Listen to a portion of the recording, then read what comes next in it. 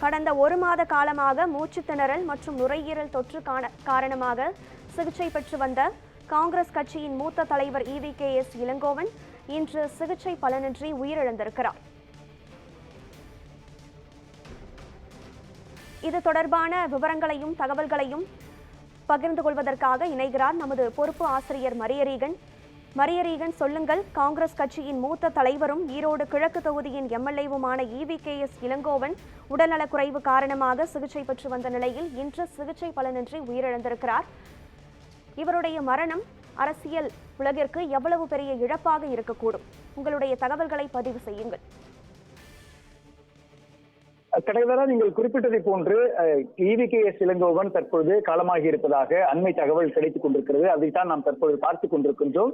தமிழ்நாடு அரசியல் வரலாற்றிலேயும் இந்திய தேசிய அரசியல் வரலாற்றிலேயும் தன்னுடைய நீண்ட பங்களிப்பின் மூலமாக தனித்துவ அடையாளத்தோடு திகழ்ந்தவர் தான் EVKS இளங்கோவன். 2014ஆம் ஆண்டு தமிழ்நாடு காங்கிரஸ் கமிட்டியினுடைய தலைவராக இருந்து தமிழ்நாடு காங்கிரஸ் கமிட்டியை வழிநடத்த இருக்கக்கூடிய ஒரு முக்கியமான அரசியல் ஆளுமையாக EVKS இளங்கோவன் இருந்திருக்கின்றார். இவர் பெரியாரினுடைய பேரன் EVK சம்பத்தினுடைய மகன் என்ற அரசியல் அடையாளங்களோடு தான் EVKS இளங்கோவன் தமிழ்நாடு அரசியல் களத்திற்குள் நுழைந்தார்.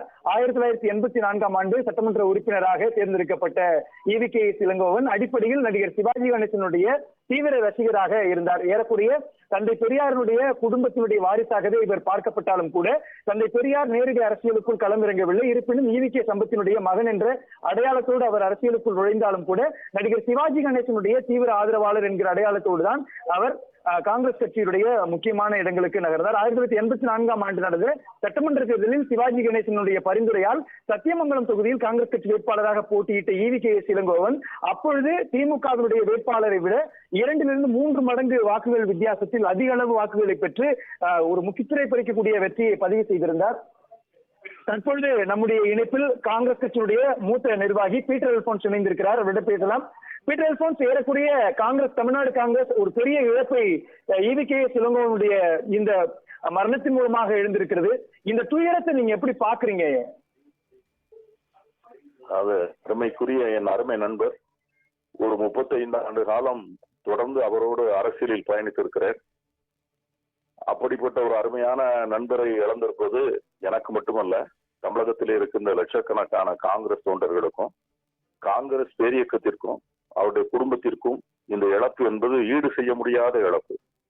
அதாவது காங்கிரஸ் தொண்டர்களால் மிக பாசமாக அன்போடு தன்மான தலைவர் என்று அழைக்கப்படக்கூடியவர், தொண்டர்களை உற்சாகப்படுத்துவதிலும் இளைஞர்களை அணிதிரட்டுவதிலும் அவருடைய பேச்சும் அவருடைய செயல்பாடுகளும் மிகப்பெரிய பயன் தரக்கூடியவைகளாக அமைந்தன என்பதில் யாருக்கும் மாற்று கருத்தில்லை. தான் நினைத்த கருத்தை மிக தைரியமாக சொல்லக்கூடியவர், எதை பற்றியும் கவலைப்படாமல் துணிவுடனும் எல்லா தைரியத்துடனும் அதையெல்லாம் எதிர்கொள்ளக்கூடிய மன வலிமை பெற்றவர். தந்தை பெரியாருடைய பேரன் என்பது மட்டுமல்ல, சொல்லின் செல்வர் என்று காங்கிரஸ் தொண்டர்கள் வாய் நிறைய அழைத்த EVK சம்பத் அவர்களுடைய அருமார்ந்த புதல்வர்.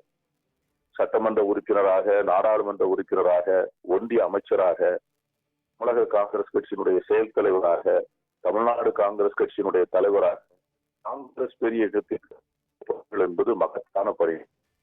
சோனியா காந்தியினுடைய அன்பை பெற்றவர், காந்தி அவர்களுடைய ஆதரவை பெற்றவர்.